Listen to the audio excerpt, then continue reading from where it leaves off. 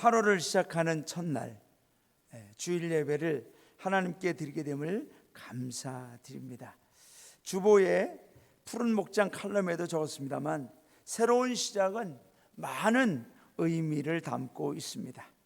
여러분, 주님과 함께 8월 좋은 시작이 되기를 바랍니다. 은혜롭고 보배로운 일들이 풍성해지는 8월의 시작이 되기를 바랍니다. 성경 읽기가 아니라 읽기가 다시 시작되는 8월이 되기를 바랍니다. 잠시 쉬었다가 놓쳤던 기도줄을 다시 잡고 기도의 시간이 시작되는 8월 되시고, 찬양과 감사로 매일을 시작했던 것을 또 다시 시작하는 우리 성도님들 되시기를 바랍니다. 주님의 도우심으로 어제까지 잘 안 되던 것들이 오늘 8월부터는 다시 잘 되는 시작이 이루어지기를 바랍니다. 사랑의 시작, 봉사의 시작, 믿음으로 새로운 삶을 또 시작하는 8월이기를 주님의 이름으로 축원합니다. 어제 뉴스를 보니까 휴가 행렬이 도로에 꽉 차서 구간마다 정체되고 있답니다. 평소보다 몇 배 더 오래 걸릴 정도로 많은 사람들이 휴가를 가고 있습니다. 그러나 교회는 대면 예배가 제한되어 있습니다. 코로나19 때문에 비록 이 귀한 성전에 함께 모여 예배드리지 못하지만 지금은 이 안타까움을 잘 참고 견뎌내야만 하는 시기입니다. 그러나 이것이 곧 우리의 믿음과 신앙생활의 쇠락을 명분화하는, 합리화하는 그러한 것이 되어서는 안 됩니다. 기독교 역사에서 환난과 고난, 시련과 핍박은 시대마다 일어났었지만은 우리 믿음의 선조들은 그럴수록 더 집중해서 하나님을 바라보았고, 신앙의 영성을 지켜내기 위해 서로 때로는 혼자서라도 예수님의 십자가를 굳세게 붙들고 이겨냈습니다. 코로나19로 인한 집합금지 명령은 한편으로는 우리의 안전을 위함이기도 하지만 다른 한편으로는 보이지 않는 사슬로 우리의 예배와 영적 연합을 하지 못하도록 우리의 마음과 생각을 묶어버리는 것이 될 수도 있음을 명심해야 될 것입니다. 매일매일 우리는 준비해야 합니다. 우리 성도님들 매일매일 준비하세요. 무엇을 준비하냐? 다시 모일 것을 준비하시기 바랍니다. 다시 모여 예배 드릴 날을 준비하시기 바랍니다. 다시 모여 기도할 준비하시고, 다시 모여 성도 간의 교제를 나누며 다시금 우리의 신앙을 바로 세우고 힘차게 새롭게 부흥할 준비를 하시기를 바랍니다. 오늘 본문 베드로전서는 소아시아에 흩어져 있는 그리스도인들에게 보낸 편지라고 나와 있습니다. 그들이 흩어진 곳은 다양합니다. 본도라는 곳, 또 갈라디아, 갑바도기아를 비롯해서 여러 곳에 흩어져 있었습니다. 여러분, 그들이 왜 이렇게 흩어지게 되었습니까? 요즘처럼 이민을 가기 위함이었습니까? 아니면 저 살기 좋은 곳에 투자하기 위해서 흩어졌습니까? 그것이 아니라 그들은 신앙을 지키기 위하여 흩어졌던 것입니다. 어떤 신앙을 지키기 위함이었습니까? 먼저 택하심을 받은 신앙을 지키기 위함이었습니다. 조금 전 지도에서 보았듯이 베드로전서 1장 1절에서 수신자들이 처한 배경으로 언급된 지역들은 대체적으로 헬라 문화들이 대부분 사회와 교육, 정치까지 영향을 미치고 있었으며 로마의 행정력이 잘 유지되었던 지역들입니다. 어쩌면 이 지역들에서 예수 그리스도를 따르는 교회와 성도들이 주변 사회와 갈등을 빚은 것은 당연한 일일 수 있다는 것입니다. 헬라 문화 사회에서는 자신들과 그리스도인들도 하나 되기를 원했지만 그리스도인들은 택하심을 받은 신앙을 지켜내기 위하여 그들은 구별된 삶을 살았습니다. 여러분, 헬라 문화의 특징은 무엇입니까? 먼저 공회당 같은 여러 가지 건축 문화가 많이 발달되어져서 많은 사람들이 그곳에 모여서 같이 공연도 하고 체육 활동도 하고, 또 남성들은 우람한 체격을 뽐내는 운동 시합도 많이 열렸었습니다. 요즘에 지금 벌어지고 있는 올림픽도 일종의 헬라 문화에서 시작되었습니다. 그때 당시에 레슬링도 그때 당시에 시작된 그레코 로망이요. 이것은 뭐냐? 이 남성들이 말이죠, 우람한 근육질을 가지고 씨름하는 것이죠. 이것이 헬라 문화에서부터 시작되었다는 것입니다.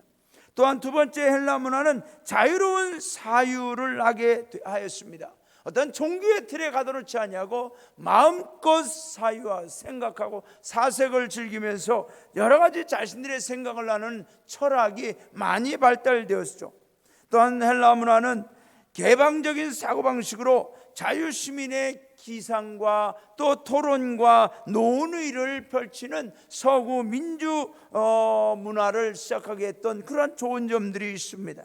그런데 여러분, 이런 긍정적이고 발전적인 문화적 영향을 인정하는 반면에 헬라 문화의 위험성을 우리는 반드시 기억해야만 합니다.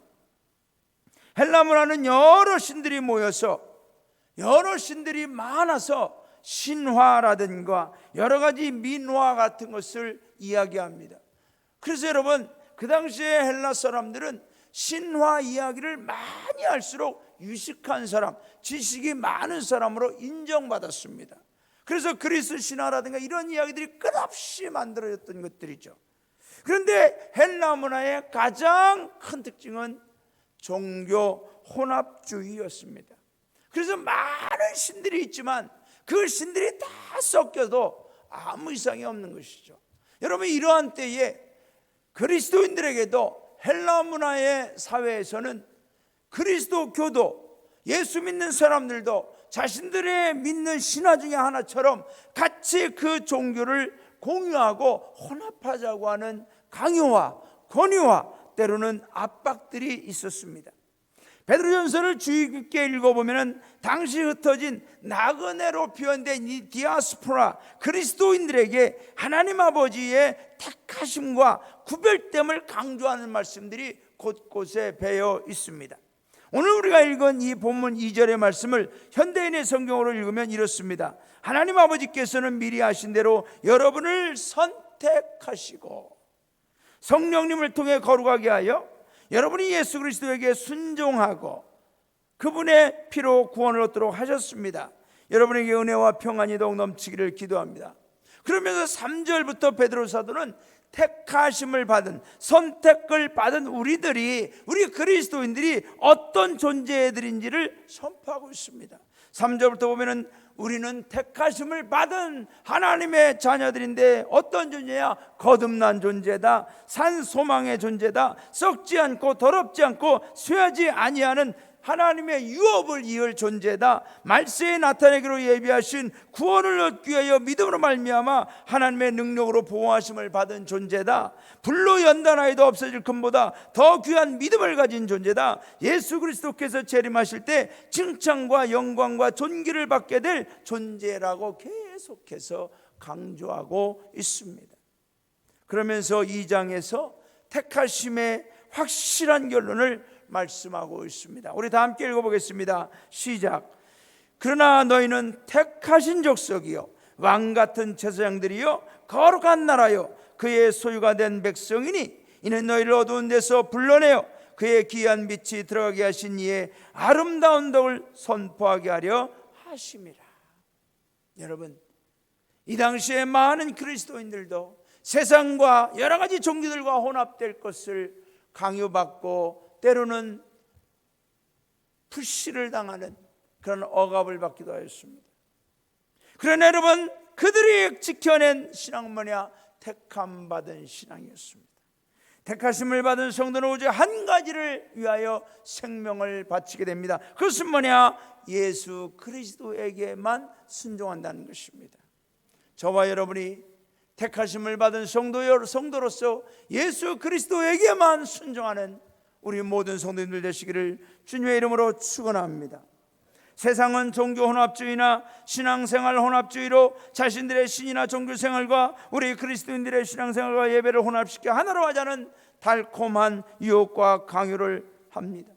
그러나 여러분, 그럴지라도 저와 여러분은 베드로 사도를 통하여 말씀하신 것처럼 예수 그리스도만을 믿고 그분에게 순종하고자 하는 우리의 신앙과 예배 생활을 지켜나가는 우리 아현영문 성도님들 되어야 할 줄로 믿습니다. 어떤 성도들은 교회가 세상과 충돌하는 것을 비난하기도 합니다. 오히려 이것이 하나님의 영광을 가린다고 말합니다. 정말 그렇게 생각하십니까? 우리가 세상 사람들이 원하는 요구대로 그들이 말하는 종교생활 혼합주의로 다 받아준다면 그들은 우리의 복음 예수 그리스도로만 구원받고 천국과 지옥을 믿으며 우리들과 같이 이 교회에서 예배드릴 거라고 생각하십니까? 절대로 아닙니다. 세상은 우리가 그들과 혼합하여 하나 되기를 원합니다. 그들의 택함과 기준에 맞춰주기를 원합니다. 그러나 여러분, 이 모든 배후에는 사탄이 있다는 사실을 기억하시기를 바랍니다.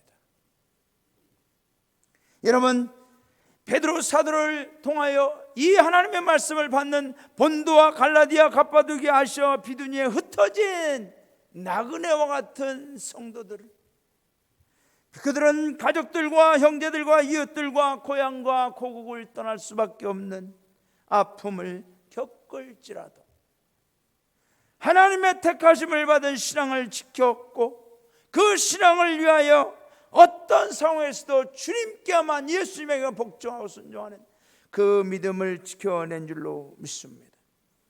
사랑하는 성도 여러분, 비록 지금 우리가 흩어져 있을지라도 이 교회 안에서 성전에서 가득 함께 모여 예배하지 못하고 지금 각자가 흩어져 있을지라도 세상의 택함이 아니라 오직 하나님의 택하심을 지켜나가는 우리 모든 성도님들이 되시기를 주님의 이름으로 축원합니다. 또한 우리는 어떤 신앙을 지켜나갑니까? 은혜와 평강의 신앙을 지켜나가야 될 줄로 믿습니다. 오늘 2절 후반부에 보면 여러분에게 은혜와 평안이 더욱 넘치기를 기도합니다. 베드로 사도를 통하여 하나님의 은혜와 평강을 말씀하고 있습니다. 본도, 갈라디아, 갑바도기아, 아시아와 비두니아에 흩어진 나그네로 표현된 그리스도인들은 예수 그리스도를 믿는 신앙 하나를 지키기 위하여 피난을 다녔습니다. 그들의 현실을 그대로 증언해 주는 말씀이 히브리서 11장 36절부터 38절의 말씀입니다. 우리 다 함께 읽어보겠습니다.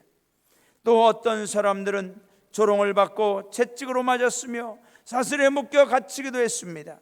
또한 돌로 맞기도 하고 시험을 당하며 톱으로 몸이 잘리거나 칼날에 죽임을 당하기도 하였습니다.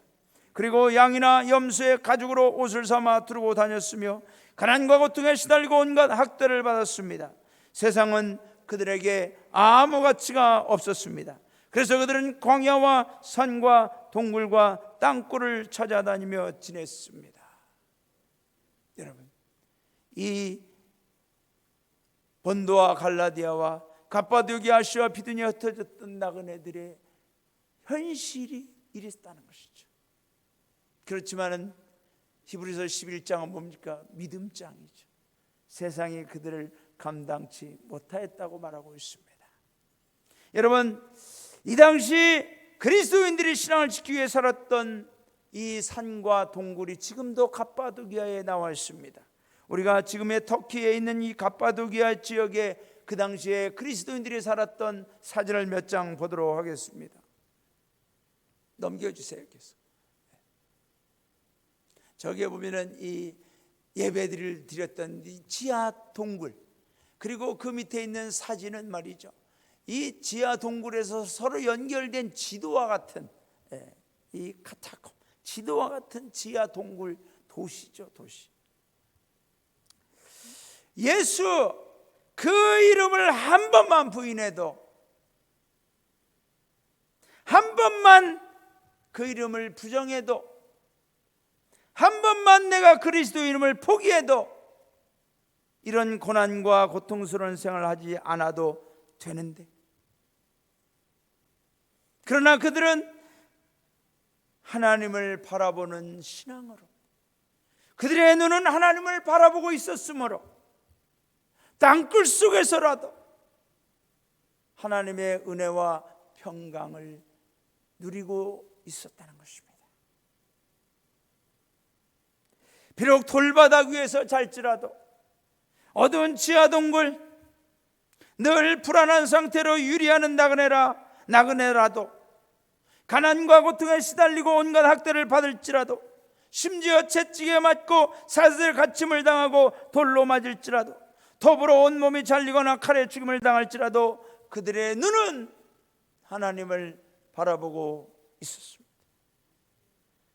그들의 눈은 하나님을 바라보며 하나님의 은혜와 평강 안에 거하고 있었다는 것입니다.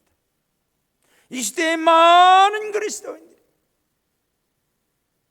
수없이 많은 것을 소유하고 누리고 있으면서도 마음의 불안과 의심과 염려로 하나님의 은혜와 평강을 누리지 못하면 어찌 된 일입니까? 사도 베드로도 이 당시 성도들이 얼마나 많은 고난과 핍박을 당하였고 고통 가운데 있는지 너무나 잘 알고 있었습니다. 어찌 보면 인간적인 면으로만 생각하면 그런 고생과 환난 그만 당하고 편히 살라고 하고 싶은 마음도 아마도 있었을 수 있습니다. 그러나 베드로 사도는 이런 고난 뒤에 우리를 향하신 하나님의 뜻을 알고 있었기 때문에 고난을 피해라, 고난당하지 말라가 아니라 고난을 참고 견디라고 말씀하셨습니다. 사랑하는 성도 여러분, 고난은 피하는 게 아니에요. 고난은 당하는 거예요. 견뎌내는 겁니다. 그 속에서 우리의 믿음이 정금보다 귀한 믿음으로 변화되어질 줄로 믿습니다. 베드로전서 4장 11절부터 13절 베드로 사도는 이렇게 말합니다. 우리 다 함께 읽어보겠습니다. 시작. 사랑하는 여러분, 여러분을 시험하려고는 불같은 시련을 당할 때 마치 이상한 일이나 일어난 것처럼 놀라지 마십시오. 그 시련으로 여러분은 그리스도의 고난에 참여하게 된 것이니 기뻐하십시오. 그러면 그리스도께서 영광 중에 나타나실 때 여러분도 그분과 함께 기뻐하게 될 것입니다. 할렐루야. 여러분, 우리가 예수님을 믿음으로 생각지 않은 원치 않는 어려움과 고난을 당할 때 있습니다. 그러나 여러분, 놀라지 마세요. 오히려 그 시련으로 우리는 그리스도의 고난에 참여하게 됩니다. 그러면서 기뻐하라는 거죠. 왜? 그 고난에 참여하여 그 고난을 참고 견뎌내고 오직 하나님의 은혜와 평강의 신앙으로 하나님의 택하심을 끝까지 지켜낸 성도야말로 주님이 영광 가운데 다시 오실 때 그분과 함께 기뻐할 수 있기 때문입니다. 오늘 뉴스에 보니까 영국 가디언 신문에 영국 과학자들이 기사를 실었는데, 여러분, 코로나의 종식은 없다고 합니다. 언제쯤 이 코로나가 끝날까? 미안합니다만 종식은 없답니다. 앞으로 코로나와 같은 바이러스는 독감처럼 매년 발생한다는 것이죠. 또 다른 독감이 생겼다는 겁니다. 여러분, 우리들은 무엇이 있고 없고에 따라 환경과 조건 때문에 은혜와 평강이 우리에게 주어지는 게 아닙니다. 하나님 그분이 우리의 은혜요 우리의 평강이신 줄로 믿습니다. 하나님 그분이 우리의 은혜요 우리의 평강인 줄로 믿습니다. 하나님 그분이 우리 교회 우리 성도님들의 가정에 은혜와 평강인 줄로 믿습니다. 여러분, 우리가 잘 아는 찬송가 413장 내 평생에 가는 길 순탄하여 늘 잔잔한 강 같든지, 우리 반주하실 분 앞에 나와서 반주 준비해 주시기 바랍니다. 이 찬양을 작시하신 스파포드 목사님이라는 분이 계십니다. 이분은 너무나 목회를 바쁘게 하셨어요. 그때 당시만 해도 찬양 반주 준비 부탁합니다. 여기서 하실 거예요? 이분은 목회를 한두 군데만 한 게 아니에요. 한 30여 군데를 다니면서 목회하셨어요. 그러니까 가족들과 함께 지내지 못해 어느 날 가족만 먼저 유럽으로 보냅니다. 그런데 그 배가 침몰하여 사랑하는 아내와 3명의 자녀가 바다에 빠져서 죽습니다. 이 스파포드 목사님은 그 현장에 가게 됩니다. 그 현장에 갈 때까지만 해도 이 마음이 얼마나 이 때로는 하나님께 대한 원망과 슬픔과 가족들에 대한 미안함과 이 안타까움, 너무나 괴로웠는데 그 바다 한가운데 가서 자기 가족들이 빠져 생명을 잃은 그곳에서 그는 하나님을 바라보고 그러면서 그 자리에서 고백합니다. 내 영혼 평안해. 여러분, 우리 성도님들 가운데 마음이 힘들고 괴롭고 불편한 분 있습니까? 뭔가 코로나 때문에 사업도 힘들고, 여러분 그 때문에 우리가 괴로워해서 안 돼요. 하나님이 우리와 함께 하시기 때문에 우리는 그런 가운데서도 은혜와 평강의 신앙으로 하나님을 바라봐야 될 줄로 믿습니다. 우리 찬양 1절과 2절만 찬양합시다.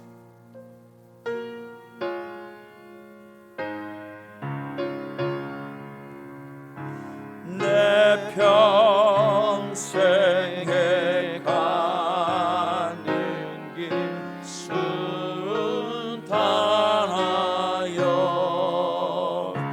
늘 잔잔한 강 같든지 큰 풍파로 무섭고 어렵든지 나의 영혼은 늘 편하다. 내 영혼 평안해.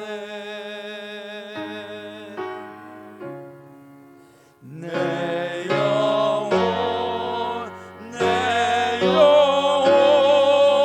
평안해. 저마기는 우리를 삼키려고 이 벌리고 달려와도 우리 크게 외치며 주 예수는 우리의 대장되니 끝내 싸워서 이기리라. 내 영혼 평안해. 아멘. 내 영혼 평안해. 내 영혼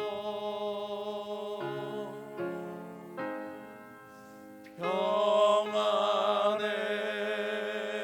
아멘.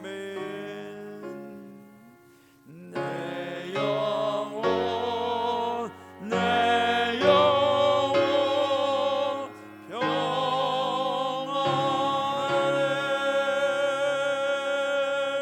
할렐루야. 하나님이 우리의 은혜와 평강이신 줄로 믿습니다. 저도 가끔은 불안감이, 불편함이, 염려와 근심이 저의 마음을 에워싸려고 할 때가 있습니다. 그러나 여러분, 그 문제와 염려와 근심만 바라보면 걱정이 태산입니다. 하지만 하나님을 바라보면 하나님 안에 은혜와 평강이 있음을 우리는 느끼게 됩니다. 코로나19 때문에 심각한 어려움과 고난, 근심과 염려로 힘들어하는 우리 성도님들, 오늘 예배를 통하여 하나님의 은혜와 평강이 여러분에게 함께 하시기를 주님의 이름으로 축원합니다.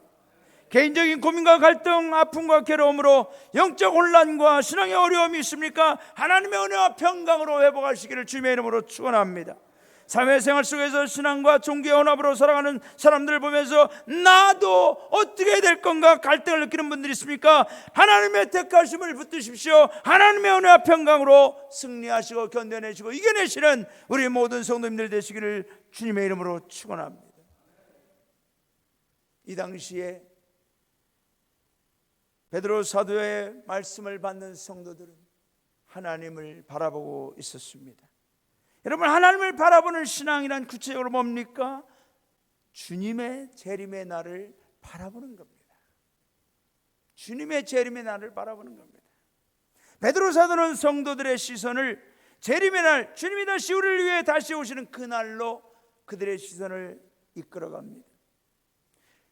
베드로전서 1장 5절에 보면은 너희는 말세에 나타내기로 예비하신 구원을, 7절에 보면 예수 그리스도께서 나타내실 때에 칭찬과 영광과 존귀를 얻게 한다고 합니다. 9절에 보면 믿음의 결국 곧 영혼의 구원을 받는다고 합니다. 13절에 보면 그러므로 너희 마음의 허리를 동이고 근신하여 예수 그리스도께서 나타나실 때에 너에게 가져다 주실 은혜를 온전히 바랄지어다. 여러분, 우리가 이 모든 어려움과 이 세상적 도전을 이겨낼 수 있는 가장 큰 힘은 어디서 오냐? 주님의 재림에 있습니다. 그날이 우리의 최후 승리, 온전한 승리가 완성되는 날인 줄로 믿습니다. 환난과 핍박 고난의 현장 속에서도 그들의 눈은 하나님을 바라봤습니다. 하나님을 바라보면서 무엇을 생각했어요? 주님 곧 오시리라. 우리 이 믿음 지켜나가자. 사랑하는 성도 여러분, 저는 우리 성도님들이 늘 주님의 날을 바라보는 영적 시선이 열려 있기를 주님의 이름으로 축원합니다. 여러분, 이렇게 주님의 날을 바라본다는 것은 또 뭐냐? 나 자신의 신앙생활을 바라보는 겁니다. 하나님을 바라보는 성도는 항상 나를 또 바라보게 됩니다. 하나님을 바라보면서 내가 하나님 앞에 지금 어떠한 모습인가를 바라보는 거죠. 우리는 슬기로운 신부와 같이 늘 영원한 우리의 신랑 되시는 예수님을 만날 소망을 가지고 준비해야 할 줄로 믿습니다. 이런 성도는 날마다 자기 자신의 삶을, 생활을 바라보면서 거룩과 성결을 지켜나갑니다. 여러분, 베드로전서를 쫙 읽어보세요. 계속해서 우리에게 너 자신을 돌봐라, 너 자신을 바라봐라, 너희는 절대로 죄악 가운데 빠지면 안 된다고 강조하고 있습니다. 우리 성경 다 함께 몇 군데 같이 읽어보겠습니다. 베드로전서 2장 1절과 2절 시작. 그러므로 여러분은 모든 악한 생각과 속임수와 이위선과 시기와 온갖 비방을 버리고 갓난아기들처럼 순수한 말씀에 젖을 사모하십시오. 그러면 여러분의 신앙이 자라 구원을 받게 될 것입니다. 여러분, 세상은 그 당시에 모든 악한 생각과 속임수와 위선과 시기와 온갖 비방이 가득했다는 것입니다. 거기에 같이 혼합되지 말라는 겁니다. 베드로전서 2장 12절부터 12절 시작. 사랑하는 여러분, 우리는 이 세상에서 나그네와 행인 같은 사람들입니다. 그러므로 영혼을 대적하여 싸우는 육체의 정욕을 이기십시오. 여러분은 이방인들 가운데서 선한 생활을 하십시오. 그러면 여러분이 악을 행한다고 비난하는 사람들이 여러분의 선한 행실을 보고 그들이 회개하는 날에 하나님께 영광을 돌리게 될 것입니다. 여러분, 그 당시에 보세요. 영혼을 대적하여 싸우는 육체의 정욕, 헬라 문화의 특징이 뭐냐? 이 정욕의 문화입니다. 타락의 문화입니다. 이방인들 가운데 선한 생활을 하라는 거죠. 세상은 아무리 악하게 살아도 우리는 선하게 나 자신을 돌아보면서 16절 17절로 다 함께 읽어보겠습니다. 시작. 여러분은 율법에서 해방된 자유인답게 생활하십시오. 그러나 그 자유를 악용하지 말고 오직 하나님을 섬기는 일에 사용하십시오. 모든 사람을 존경하며 형제 사랑하고 하나님을 두려워하며 왕을 존경하십시오. 여러분 보세요. 헬라 문화 사람들 자유롭게 살아라는 거예요. 생각도 자유롭게, 생활도 자유롭게. 그런데 그 자유가 곧 악용되는 경우가 있다는 겁니다. 지금 이 시대에 우리는 얼마나 많이 보고 있습니까? 자신의 어떤 개인적인 자유를 가지고 말이죠, 공동의 이익을 해치는 일들이 너무나 많습니다. 모든 사람을 존경하며 형제를 사랑하고 하나님을 두려워하며 왕을 존경하라는 겁니다. 여러분 19절에서 20절 다 함께 읽어보겠습니다. 시작. 억울하게 고난을 받더라도 하나님을 생각하고 슬픔을 참으면 이것은 칭찬할 만한 일이지만 죄가 있어서 벌을 받고 참으면 무슨 자랑거리가 되겠습니까? 그러나 선한 일을 하다가 고난을 받고 참으면 이것은 하나님 앞에서 칭찬을 받을 만한 일입니다. 여러분, 우리는 참아야 돼요. 선한 일을 하다가 고난 받아 참아야 돼요. 나를 돌아보는 거예요. 그 이후에도 베드로 사도는 가정생활과 또 청지기로서 직분을 맡은 자, 장로와 같은 리더들이 어떻게 살아야 될지를, 자기의 생활을 돌아보면서 어떻게 성도로서의 삶을 살아야 될지를, 어떻게 주님을 만날 준비를 해야 될지를 계속 강조해 가고 있습니다. 지금 비록 어려워도 신앙생활이 너무 편하다 해서 우리는 주님이 다시 오실 것을 망각하고 내 맘대로 매일매일 내 뜻대로 내가 원하는 육체의 정욕대로 살아서는 안 된다는 겁니다. 우리는 자유로워도 그리스도 예수 안에서 자유해야 돼요.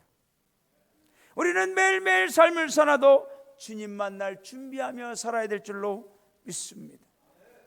항상 나를 돌이켜보고 내 신앙의 성결의 영성을 지켜나가야 될 줄로 믿습니다. 여러분, 죄악들을 버리십시오. 부도덕한 일을 버리십시오. 음란한 일을 버리십시오. 부정과 또한 도박과 음주와 또한 여러 가지 하나님이 기뻐하지 않는 이 탐심을, 욕심을 버리십시오. 하나님 앞에서 늘 나를 거룩한 성도로 세움받을 수 있도록 살아가십시오. 코로나19 시대 많은 어려움과 고난이 있습니다.